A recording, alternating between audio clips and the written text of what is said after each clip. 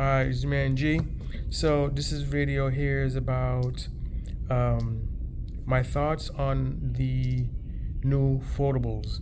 I know there's a whole bunch of new foldables right now in the whole world. You know, the Honor Magic V5, the Vivo X Fold 5.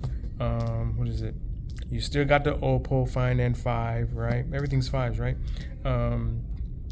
And a few other ones I can't remember. I'm still waiting for the what do you call it? I'm still waiting for the Xiaomi Mix Fold 5, probably as is probably gonna call it. Like, where's Xiaomi on all this? You know, everyone's talking about all these three I just mentioned, but they're not talking about Xiaomi. I don't know what's going on. But then here comes Samsung and says, I can play along too. And guess what? It's one of the thinnest and one of the lightest in the world, and we can get it in the United States. Hallelujah! I love it. That's gonna be my next foldable if I can get it. We'll see. I don't know.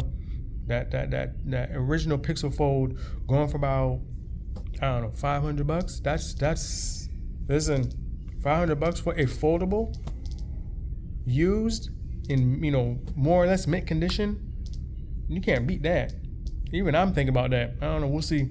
But yeah, like, this is, you know, what Samsung is doing with their with that Z Fold 7 is really, they should have done that a while. They should have done that a couple of years ago, in my opinion. We would have probably had it a nice upgrade year for this year. Now, okay, it's never too late, so they did it, right? So now they're competing with these Chinese foldables.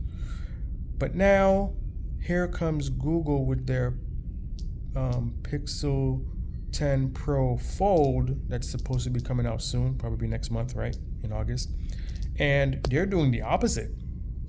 But you know what? I just say everyone has a different vision. Everyone has different data that they look through and research to see what people really want. You know, and let's just see what, you know, Google does with this. My personal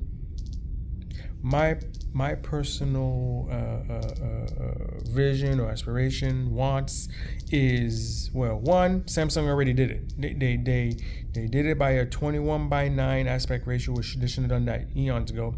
Really thin, like the Chinese foldables, and it's just competitive. I just wish the prices were lower down. But here, it being an individual who lives in the U.S., we need more foldables here in the US. So I am personally hoping Motorola finally makes a book style foldable. There was a rumor, but it just stopped at that one rumor and that's it. But I'm personally hoping that they do that. TCL, they've been teasing us for the longest time, and they still have yet to do any kind of foldable, flip or fold.